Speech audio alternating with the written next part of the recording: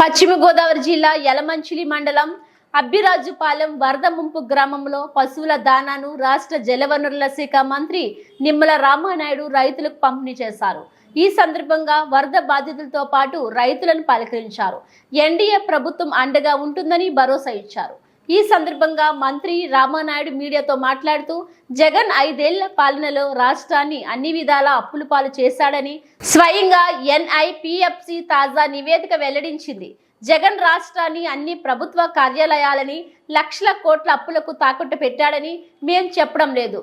GSDPలో రాష్ట్ర అప్పుల వాటా 36%గా తెలిపింది. 1వ తేదీన ఒక్క రోజులోనే పింఛన్ల సొమ్ముతో పాటు ఉద్యోగులకు వేతనాలు పెన్షన్ల కింద మొత్తంగా 8,300 కోట్ల పంపిణీ చేశాం.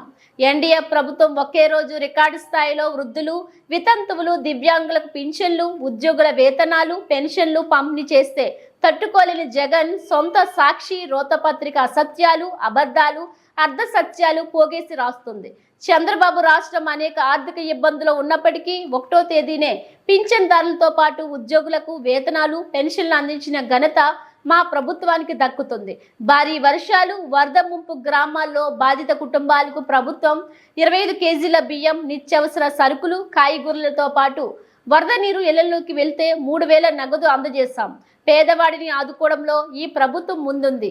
ముంపు ప్రాంతాల్లో మూగజీవాలైన పశువులకు దానా సైతం పంపిణీ చేయడం జరిగిందని మంత్రి రామానాయుడు మీడియాకు వివరించారు. అప్పుల్లో ఉన్నటువంటి వాళ్ళే రాష్ట్ర అప్పులు వాళ్ళే తెలియబెట్టినటువంటి పరిస్థితి. అంటే ఈ రకంగా ఇంత అప్పుల్లో ఉన్నటువంటి పరిస్థితుల్లో కూడా నిన్ననే మీరు చూసారు 1వ తేదీ వచ్చింది.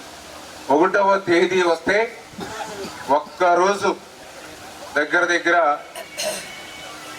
8,300 కోట్ల రూపాయలు, ఒక్కరోజు 8,300 కోట్ల రూపాయలు ఖాతాల్లోకి ఇస్తాం.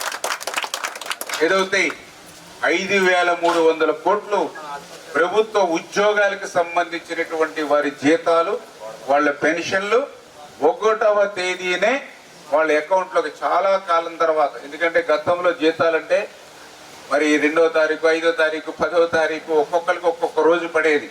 8,300 కోట్ల రూపాయలు ఒక్కరోజు మీ ఖాతాల్లోకి ఇన్ని అప్పులున్నా కూడా మరి జమ చేశారని అంటే ఒక సమర్థవంతమైనటువంటి నాయకుడు, ఒక పని చేసేటువంటి నాయకుడు, ఒక ముఖ్యమంత్రిగా చంద్రబాబు నాయుడు గారు కానీ, అదేవిధంగా ఒక ఉప ముఖ్యమంత్రిగా పవన్ కళ్యాణ్ గారు కానీ ఉండడం వంటి నాయకుల వల్లే ఇది సాధ్యమైంది అనే విషయాన్ని ఈ సందర్భంగా తెలియజేసుకుంటూ, మరి ఇంత కష్టకాలంలో కూడా ఒక్కరోజు ఇన్ని వేల కోట్లు మీ అకౌంట్లో జమ చేసిన నిన్న వాళ్ళ పత్రిక చూస్తే వాళ్ళకు ఒక అవినీతి పత్రిక ఉంది, వాళ్ళ పార్టీ ఒక కరపత్రిక ఉంది.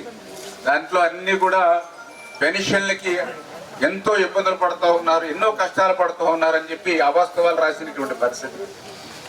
గతంలో లక్షలాది మంది వాలంటీర్స్ ఉన్నా కూడా పెన్షన్స్ 3-4 రోజులు సమయం పట్టేది 95% పూర్తి చేయడానికి. ఈవేళ ఏదైతే సచివాలయ సిబ్బందిని ఉపయోగించుకొని కేవలం 6 గంటల్లోనే 97% పెన్షన్లు మనం పంపిణీ చేసాం. అంటే ఆ యొక్క రోత పత్రిక అవాస్తవాలు, అసత్యాలు నిన్న ప్రచురణ చేసినటువంటి పరిస్థితి. అందుకే నేను కూడా ఎప్పుడు మీటింగ్లో చెప్తూ ఉంటాను, మీరు కూడా అందరికీ చెప్తూ ఉండాలి. ఇప్పుడు సిగరెట్ ప్యాకెట్ మీద మీకు ఉంటుంది ఒక వార్నింగ్, పొగ తాగుట ఆరోగ్యానికి హానికరం. అదేవిధంగా సాక్షి పత్రిక చదవడం కూడా ఆరోగ్యానికి హానికరం.